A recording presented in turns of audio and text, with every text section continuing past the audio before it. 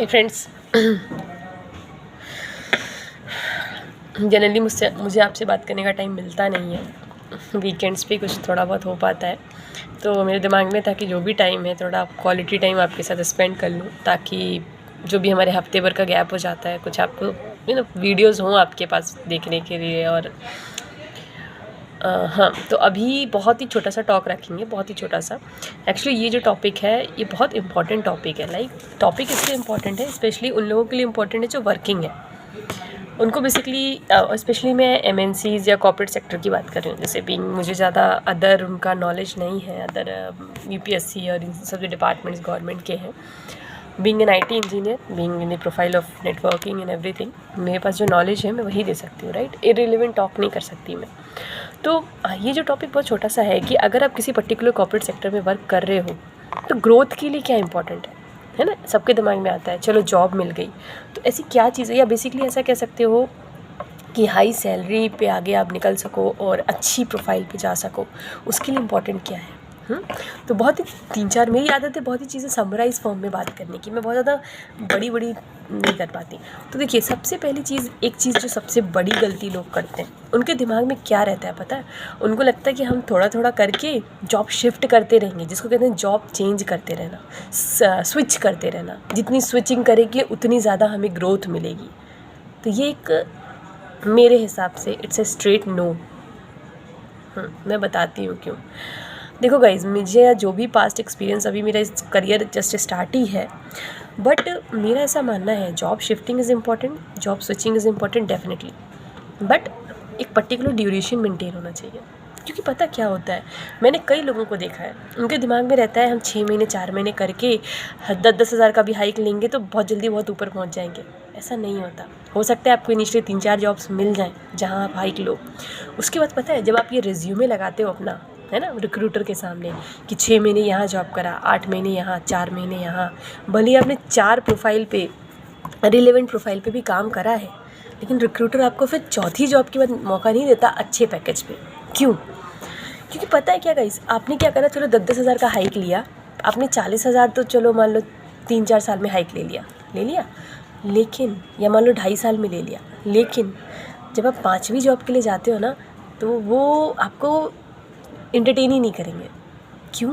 आपका रिज्यूमे साफ बता रहा है you are not a reliable candidate. Reliable candidate कौन होता है? वो नहीं जो 10 साल टिका रहा है कंपनी में, नहीं। रिलायबिलिटी क्या चीज़ है? रिलायबिलिटी मतलब, भाई आप किसी कंपनी में जा रहे हो, वो आपके लिए ट्रेनिंग पे खर्च कर रहे हैं, आपके इंटरव्यूज़ कंडक्ट करा रहे हैं, आपको get to know with the company करा रहे हैं। 3 महीने 4 महीने तो आदमी यूज टू होने में लगाता है, आप उतने में जॉब स्विच करके जा रहे हो, उनका कितना बड़ा लॉस है। फिर से उनको नए कैंडिडेट को ग्रूम करना, और आपका सबसे बड़ा लॉस, आपने जिस प्रोफाइल पर काम ज्वाइन करा, आपने क्या सीखा? आपको लगता है 3-4 महीने में आप किसी प्रोफाइल के मास्टर बन जाओगे? It's not a good practice, kindly avoid it. मैं बताती हूँ, जॉब स्विचिंग के लिए एक पर्टिकुलर ड्यूरेशन मेंटेन करो। स्विच करना इंपॉर्टेंट है, तभी ग्रोथ मिलेगी, ऑब्वियस सी बात है। ड्यूरेशन वैसे नॉर्मली हेल्दी प्रैक्टिस 1 से 1.5 साल की मानी जाती है कि देखो, रिज्यूमे में 1.5 साल से पहले का एक्सपीरियंस कोई सुनता भी नहीं है। 1 साल 1.5 साल सारे रिक्रूटर्स के दिमाग में रहता है कि ये कोई एक्सपीरियंस नहीं है। तो हेल्दी प्रैक्टिस के हिसाब से 1.5 साल तो रुकना ही है, बट अगर आप 2 साल कर सकते हो तो मेरे हिसाब से ज़्यादा प्लस पॉइंट होगा। क्योंकि आपने 2.5 साल में 40 हज़ार बढ़ाए, बट वैसे तो नॉर्मली कंपनीज़ का क्राइटेरिया होता है शायद वो करेंट सैलरी पे 30-40% ही हाइक देते हैं। बट यार 2 साल के बाद आपको अच्छा एक्सपोजर और आपकी प्रोफाइल की नॉलेज के बाद आपके मतलब ना, बेगर्स कांट बी चूज़र्स। समझ रहे हो इस चीज़ को? आपको स्किल है, आपको नॉलेज है, एक्सपीरियंस है, तो आप बेग नहीं कर रहे हो प्रोफाइल जॉब के लिए, आप चूज़र बन रहे हो। You are in a emperor position कि I have to get this because I am skilled. ठीक है, तो ये बहुत हेल्दी प्रैक्टिस होती है। सीरियसली इस चीज़ को अपना के देखना, एटलीस्ट 1.5 से 2 साल रुको किसी कंपनी में, ठीक है। जल्दबाजी की से कोई दौड़ में जीत नहीं सकता, ठीक है ना। हमें आराम से चलना है, धीरे धीरे अपनी मंजिल तक पहुंचना है। और कभी भी पैसे के पीछे नहीं भागना, हमेशा स्किल्स के पीछे भागो। जिस दिन स्किल्स हो जाएंगी पैसे खुद आपके पास आने लगेंगे। दूसरी चीज़ गाइज, अगर आप कॉर्पोरेट सेक्टर में हो तो एक चीज़ गांठ बांध लो, इंग्लिश के बिना आपका गुजारा नहीं चलने वाला, सच में।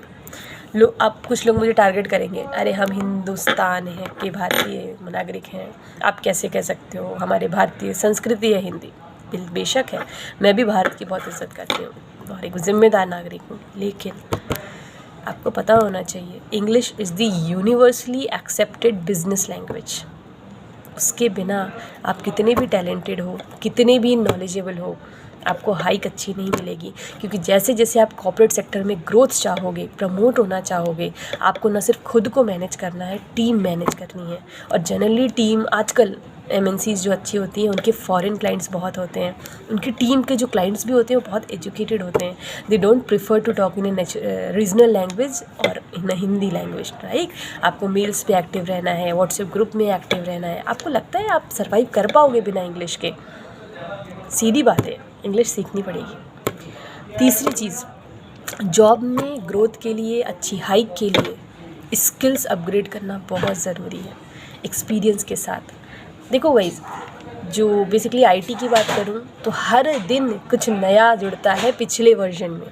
आपने सॉफ्टवेयर्स का भी सुना होगा, जैसे ऑपरेटिंग सिस्टम है, विंडोज़ 10 आया, 95 आया, 98 आया, है ना, फिर अभी 8 आया, 7 आया, 10 आया, अब 11 आ गया। अब आपको लगता है कोई बंदा अगर 95 पे कंफर्टेबल है, विंडोज़ 95 पे, तो वो 11 पे काम कर पाएगा? तो आपको क्या करना है? अपग्रेड करना है। वो कैसे करना है? सर्टिफिकेशंस के थ्रू करना है, ठीक है। हाँ, don't afraid of taking risk. मैं ये चीज़ क्यों कह रही हूँ, कंपनीज़ में कभी कभी क्या होता है ना, आपको किसी ऐसे प्रोजेक्ट में डाल देते हैं जहाँ आपको लगता है कि आपको फंसाया जा रहा है। यार, ये इनको पता है मैं इसमें करूँगा तो मुझे कोई खासा फ़ायदा नहीं होगा, बहुत क्रिटिकल प्रोजेक्ट है, क्यों ही डाल रहे हैं, किसी से हो नहीं रहा है। आप उस चीज़ को लो। पता है, जब आप किसी डिज़ास्ट्रस चीज़ को उठाते हो तो वो अपॉर्चुनिटी में टर्न हो जाती है। सच में, अगर आप कोई हल्का नॉर्मल प्रोजेक्ट कर रहे हो, कंपनी की नज़र में नहीं आओगे। लेकिन अगर आपने कोई डिज़ास्ट्रस प्रोजेक्ट उठा लिया, ऐसा प्रोजेक्ट जो लोगों को लिए क्लोज टू इम्पॉसिबल, या ऐसा प्रोजेक्ट जो ऑलमोस्ट बंद होने वाला था, आपने उसको फिर से रनिंग कर दिया, ट्रस्ट में अलग ही इमेज बनती है कंपनी में। तो रिस्क से एफ्रेड नहीं होना है। Risk are important for growth. 5th चीज़, कंपनी की पॉलिटिक्स से दूरी है। ये बहुत कॉमन सी चीज़ है बट बहुत इंपॉर्टेंट चीज़ है। लोग अपनी आधी से ज़्यादा एनर्जी कंपनी पॉलिटिक्स में निकाल देते हैं कि सामने वाले की ग्रोथ है, उसको कैसे नीचे गिराना है, उसने मेरे वाले में ऐसा बोला तो मैं उसके बारे में ऐसा करूँगा, उसके लिए ऐसे एस्केलेशन बनवाऊँगा। दूर रहो इस एनर्जी से। सिर्फ अपने आप को डिफेंस करो। डिफेंस का मतलब, अगर कोई आप पे क्वेश्चन कर रहा है, आपके काम को टारगेट कर रहा है, तो अपने को डिफेंसिव रखो कि मेरा ये है, जब आपसे पूछा जाए। वरना किसी को कोई भी एक्सप्लेनेशन देने की ज़बरदस्ती ज़रूरत नहीं है। क्योंकि भाई साहब, कंपनी में आवाज़ नहीं बोलती, कंपनी में काम बोलता है। आपका बैकग्राउंड कुछ भी हो, कंपनी में आप हाथापाई करते रहो, लेकिन अगर आप काम के एम्प्लॉई हो, आपका कंपनी आपको कभी नहीं छोड़ेगी। फिर करने तो जिसको पॉलिटिक्स करनी है। हाँ, अपनी तरफ से हाथापाई नहीं करना है, जितना डिसेंट रह सकते, बता रही हूँ। एक वर्ड गांठ बांध लो, तुम्हारी ज़ुबान से ज़्यादा तुम्हारा काम बोलता है। इस पे फोकस कर जाओगे, बहुत ग्रो कर जाओगे। किसी भी चीज़ का जवाब काम से देना सीखो। कोई तुम्हें गाली दे रहा है, नीचा दिखा रहा है, तो तुम अगले अप्रेजल के टाइम उससे हाइक लो, उससे सामने प्रमोट होकर दिखाओ। तुम्हारा काम बोलता है, जितना ज़ुबान नहीं, उससे ज़्यादा काम बोलता है। और सबसे इम्पॉर्टेंट पॉइंट, कनेक्शन बनाना। देखो, ग्रोथ के लिए कनेक्शन बहुत इम्पॉर्टेंट है। कनेक्शन का मतलब ये नहीं कि तुम MRs की, HRs की या मैनेजर्स की बटरिंग करो, शुगर कोटेड बातें करो। नहीं, ऐसा नहीं करना। ये सब बेवकूफ़ियाँ हैं यार। वो लोग ऑलरेडी इतने एक्सपीरियंस होते हैं कि उनको पता रहता है कि कौन एलिजिबल है, कौन नहीं है। उनको बटर करके, शुगर कोट करके तुम थोड़े बहुत, कहते हैं ना, बेनिफिट निकाल सकते हो। लेकिन at the end you are the warrior. तुम ही को जीतना है अपनी जंग, और जितनी स्किल होगी वही जिताएगी तुम्हें। तो कनेक्शन का मतलब ये कि हेल्दी टच में रहो। अपनी, मतलब बोलते हैं ना, अपने फ्रेंड सर्कल को ऐसा रखो जो थोड़ा नॉलेजेबल हो, जो थोड़े अच्छी प्रोफाइल पे हो। कहते हैं ना, जैसी संगति वैसी ही मति। तो वो जब तुम उनके साथ बैठ के चाय पियोगे, उनसे बातें करोगे, तो वो चीज़ें तुम्हें सीखने मिलेंगी कि अच्छा, अब कैसे ग्रो करना है। तो कनेक्शंस बहुत इंपॉर्टेंट होते हैं कॉर्पोरेट सेक्टर में। चाहे आप किसी अच्छे HR से कनेक्टेड रहो, चाहे मैनेजर से, चाहे CEO MDs, बहुत हेल्प करते हो। क्योंकि उनका अदर कंपनीज़ में लिंक होता है, राइट। तो हेल्दी कनेक्शन कैसे बनाओगे? रिस्पेक्ट दे करके, काम दिखा करके, बटरिंग करके, शुगर कोट करके नहीं। चलो, होपफुली आपको समझ आया होगा मेरा इंटेंशन क्या है आपसे बात करने का, ठीक है। देखो, हो सकता है मेरी बातें ज़्यादा लोगों को पसंद ना आती हूँ, लेकिन मैं बात पॉइंट पे करती हूँ। मुझे ज़्यादा घुमा के बात करने की ना लाइफ में आदत है, ना पर्सनल लाइफ में, ना प्रोफेशनल। शायद इसी वजह से लोग मुझसे इंटरेक्ट नहीं करते ज़्यादातर लोग को लगता है मैं बहुत ईगोइस्टिक हूँ, एटीट्यूड है। ऐसा नहीं है, सीधी बात, नो बकवास करने की आदत है मेरी, है ना।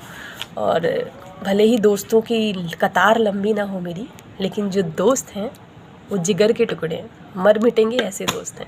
तो मुझे यही चाहिए, मैं एक ही एटीट्यूड है मेरा, आप आए तो मोस्ट वेलकम, आप नहीं आए तो भीड़ कम। मैं ज़बरदस्ती किसी को एंटरटेन नहीं करती। चलिए, गुड लक, फिर मिलेंगे।